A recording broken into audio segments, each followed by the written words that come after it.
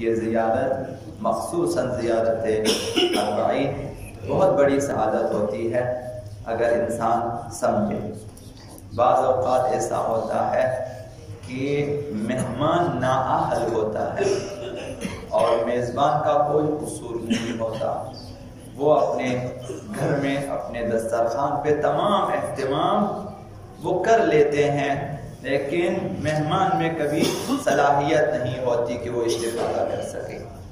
اگر مہمان بیمار ہوتے ہیں تو پھر وہ دسترخوان پہ جو کچھ بھی ہے بیمار مہمان نہیں کھا سکتا۔ شوگر ہے کھانا نہیں کھا سکتا ہے، بلڈ پریشر ہے کھانا نہیں کھا سکتا ہے، مختلف بیماریاں ہوتی ہیں تو وہ نہیں کھا سکتا۔ تو آپ جائیں گے کربلا، مہمان بابا عبداللہ حسین اگر بیمار ہو کے جائیں گے روحانی طور پہ تو استفادہ نہیں کر سکتے، انبیاء سے مصافحہ نہیں کر سکتے، فرشتوں کا سلام نہیں لے سکتے، اہل بیت کی دعائیں نہیں لے سکتے، اس وجہ سے کہ ہماری روح بیمار ہوتی ہے۔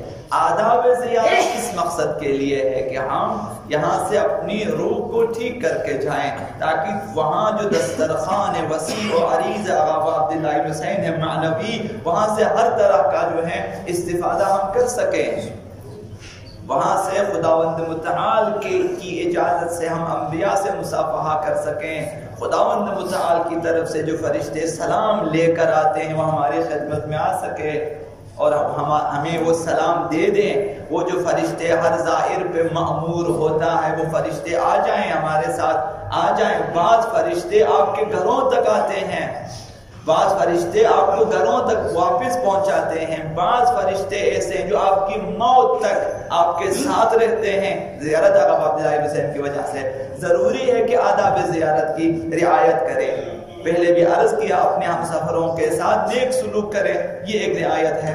نیک سلوک کا مطلب یہ ہے، خلاصہ اس کا یہ ہے کہ دوسرے کو بھی اپنا جیسا سمجھے کہ جس طرح میں اس طرح وہ بھی ہے، ہم دونوں میں کوئی فرق نہیں ہے، جو آپ اپنے لیے پسند کرتے اس کے لیے بھی پسند کریں۔ اس طرح آپ کسی بھی زائر کا کسی کے ساتھ جھگڑا نہیں ہوگا۔ جب ہم خود کو بہتر سمجھتے ہیں دوسرے کو کمتر، اس کا جھگڑا ہو جاتا ہے۔ دوسروں کو بھی اپنا جیسا سمجھیں۔ اسی طرح سے عرض کیا کہ زیادہ سے زیادہ خداوند متعال کو یاد کیا کریں اس راہ میں، اور باتیں کم سے کم کریں، دنیاوی باتیں۔ ایک جو ہے آداب زیارت میں سے ایک آقا امام جعفر صادق علیہ السلام نے ارشاد فرمایا کہ راستے میں جھگڑا نہ کریں کسی کے ساتھ، کسی کے ساتھ نہ جھگڑیں، ایاک والخصومت، خصومت چھوڑ دیں، لڑائی جھگڑا چھوڑ دیں۔ اس کی وجہ کیا ہے؟ امام نے فرمایا ایاکم والخصومہ فإنها تشغل القلب، یہ تمہارے دل کو مشغول کر دیتی ہے، زیارت سے ہٹ کر، خدا سے ہٹ کر، اہل بیت سے ہٹ کر، اپنی آخرت کے بارے میں سوچنے، کسی اور چیز، دنیاوی چیزوں میں، دشمنیوں میں، حسادت میں، بغض کینے میں دل کو مشغول کر دیتا ہے۔ لڑائی کے بعد کیا ہوتا ہے؟ آپ کا ذہن بھی اس کی طرف ہے، آپ کا دل بھی اس کی طرف ہے، نماز میں بھی توجہ اس کی طرف ہے۔ یہ اپنے ساتھ دشمنی ہے، نہ اس کے ساتھ۔ آپ نے اس کے ساتھ جھگڑا کیا، اب نماز میں آپ کی توجہ بجائے کہ خدا کی طرف ہو جائے، اپنے دشمن کی، جس کے ساتھ جھگڑا کیا اس کی طرف ہے، ذہن پورا، اور غلط منصوبہ بندی ہو رہی ہے ذہن میں کہ میں نے اس کے ساتھ یہ کرنا ہے، اس کے ساتھ وہ کرنا ہے۔ کل عرض کیا کہ خدمت میں زیارت پہ جاتے ہوئے ہمیں چاہیے کہ سب کو راضی کر کے جائیں، نہ کہ ایسا صورتحال پیش آ جائے زیارت میں کہ دوسرے کو دھمکی دیں، تو دیکھ زیارت سے میں واپس آ جاؤں، تمہارے ساتھ میں کیا کرتا ہوں۔ یہ شخص زائر نہیں ہے جو راستے میں یا جانے سے پہلے یا وہاں دھمکی دے میں وہاں پہنچوں پھر تمہیں دیکھوں گا۔ مطلب یہ ہے کہ یہ انسان زیارت پہ نہیں جا رہا۔ جو شخص دوسرے کے ساتھ اس طرح سے دشمنی رکھتا ہے اور لڑائی جھگڑا کے آنے کے بعد اس کے ساتھ جھگڑنے کا ارادہ ہے، پھر وہ ظاہر نہیں ہے۔ تو فرمایا کہ جو ہے خصومت اور جھگڑا چھوڑ دیں، اس سے تمہارا دل مادی امور میں مشغول ہو جائے گا، دشمنیوں میں، بری چیزوں میں مشغول رہے گا۔ وَتُورِثُ النِّفَاقَ، اور انسان میں نفاق پیدا ہو جاتا ہے۔ نفاق معمولی سا نفاق یہ ہے جس کے ساتھ دشمنی آپ سب کے سامنے کھل کر اس کے بارے میں آپ اپنے نفاق کا اظہار نہیں کر سکتے۔ ظاہراً آپ کہتے ہیں ہم ٹھیک ہیں، ظاہراً آپ کہتے ہیں لیکن اندر سے اندر جو ہے دل میں اس کے بارے میں بہت ہے کینہ عداوت وغیرہ. سب سے مثلا کم ترین چیز یہ ہوتی ہے. نفاق کا موجب بنے گا. وَتَكْسِبُ الصَّغَائِنِ اور کینہ توزی کا باعث بنے. انسان اپنے دل میں کینہ رکھے. جس کے دل میں کسی مومن کے بارے میں کینہ ہوگا قسم ابو الفضلی وہ جنت میں نہیں جا سکتا جب تک کینہ نہ چھوڑے کسی کے بارے میں بھی. جب تک آپ سمجھتے کہ یہ شخص مومن ہے مسلمان ہے متدین کینہ نہ رکھے. یہ ایک آداب ہے. دوسرا زیادہ قسمیں کھانے سے پرہیز کرے. اس راستے میں بازاروں میں ہوتے ہیں معلوم ہے کہ ہم لوگ جو ہیں گرفتار دنیا ہیں جیسا کہ عرض کیا کہ جاتے ہیں بازاروں میں جا کے قسمیں اس قدر کھاتے ہیں. بعض لوگ اپنی زیارتوں کو پیش کرتے ہیں تاکہ دکاندار کم کرے کہ ہم زائر ہیں ہم زیارت میں جا رہے ہیں آپ ہمارے ساتھ رعایت کریں ہمارے ساتھ تعاون کریں. زیارت کو پیش کر کمبل خریدتے ہیں کم قیمت پہ. یہ کیسا زائر ہے کہ جو دوسروں سے اس مد میں کہ ترجم کہ ہم زائرین ہیں لہذا ہمارے ساتھ تعاون کرے ہمارے ساتھ چندہ دے دے ہمیں مثلا یہ کرے ہمارے ساتھ رعایت کرے کم کرے. کیوں؟ اس لیے کہ آپ زائر ہیں. یہ چیزیں مناسب نہیں ہیں. اپنی زیارت کا کہیں ذکر نہ کرو. اپنی زیارت کو پیش کر کیوں کم زیادہ 10 روپے زیادہ دے کے کمبل خریدے بولے یار میرے زیارت کا آپ سے کوئی تعلق نہیں ہے کمبل کا سودا کرے. زیادہ قسمیں کھانے سے پرہیز کریں. وَكَثْرَةُ الْأَيْمَانِ امیر المومنین نے فرمایا کہ لا تعود نفسک الیمین اپنے آپ کو قسمیں کھانے کا عادی مت بناؤ. بعض لوگوں کا تو یہ کلام ہے قسمیں کھانا یہ بہت بری چیز ہے. امیر نے فرمایا کہ زیادہ قسمیں کھانے کا عادی مت بناؤ. فَإِنَّ الْحَلَّامَ لَا يَسْلَمُ مِنَ الْإِثْمِ زیادہ قسمیں کھانے والا گناہ سے نہیں بچ سکتا. زیادہ قسمیں کھانے والا گناہ سے نہیں بچ سکتا چونکہ قسمیں کھانے کا عادی ہے. ممکن ہے کہ بات پہ قسمیں کھائیں غلط چیزوں پر بھی قسمیں کھائیں. اور تیسرا ادب بھی آپ کی خدمت میں عرض کروں کہ قسموں والے بحثوں سے بھی اجتناب کریں. ایسی بحث ایسی گفتگو جس میں آپ مجبور ہو جائیں کہ قسم کھائیں ایسی بحث بھی نہ کریں. ان کو کہیں کہ زیارتوں سے واپس آنے کے بعد اگر کوئی جائیداد کا مسئلہ ہے حق و باطل کا مسئلہ ہے وہاں پہ آ جائیں وہاں پہ ہم لوگ فیصلے کریں گے. اس راستے میں مجھے قسم کھانے پہ مجبور نہ کریں. ایسی گفتگو بھی نہ کریں.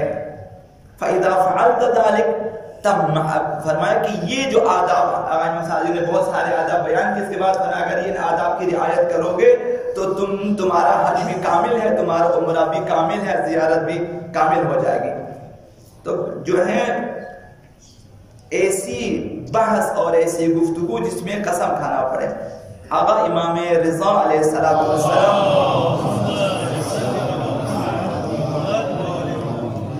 انہوں نے حضرت عبدالعظیم حسنی سے فرمایا اے عبدالعظیم میرے دوستوں کو میرا سلام کہنا. یا امام رضا وہ امام رؤوف ہے جو اپنے شیعوں کو بارہا سلام بھیجا ہے. بارہا اگر ہم شیعہ یا امام رضا بن جائیں ہمارے لیے سلام آتا ہے.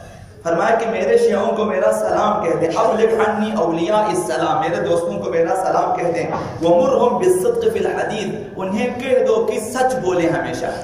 اب امام رضا نے آپ سے تقاضا کیا ہے تمام زائرین اہل بیت اور تمام نمازی مومنین متدینین سب سے کہ اگر آقا امام رضا آپ سے آ کر کہیں کہ میری خاطر ہمیشہ سچ بولنا آپ بات مانیں گے یا نہیں. سوال میرا یہ ہے.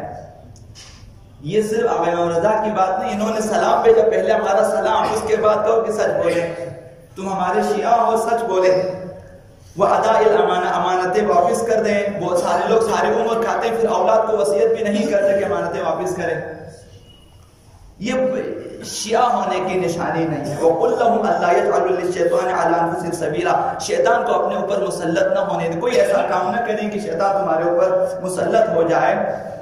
وَمُرْهُمْ بِالصِّدْقِ فِي الْحَدِيثِ سچ بولنے کا حکم دے. وَإِدَاءِ الْأَمَانَةِ امانت واپس کرنے کا حکم دے. وَمُرْهُمْ بِالسُّكُوتِ خاموشی کا حکم دے انہیں کہ ہمارے شیعہ خاموش رہے زیادہ باتیں نہ کریں بےہودہ. وَتَرْكِ الْجِدَالِ فِي مَا لَا يَعْنِي بےہودہ بحث و گفتگو نہ کریں.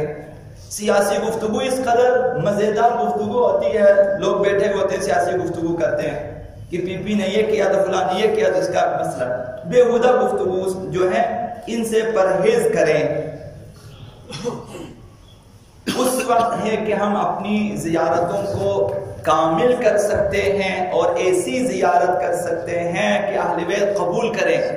ایسی زیارت ہونی چاہیے کہ جب جان کنی کی حالت پیش آ جائے ہمارے سرانے 14 معصومین کھڑے ہوں، زیارت اس طرح سے کریں، قبر میں اتارے ہمارے ساتھ اہل بیت حاضر ہوں، نکیر و منکر سے پہلے اہل بیت آ جائیں ہمارے پاس تاکہ ہماری حمایت کرے، وہاں پہ پل صراط پہ ہم سے پہلے اہل بیت حاضر ہوں، میدان محشر میں ہماری شفاعت کے لیے ہم سے پہلے اہل بیت ہمارے لیے اہل بیت چاہتے ہیں کہ ہم ایسی زیارت کریں۔ اللہم صل علیک باسمک العظیم الاعظم العز الجل الاکرم، یا اللہ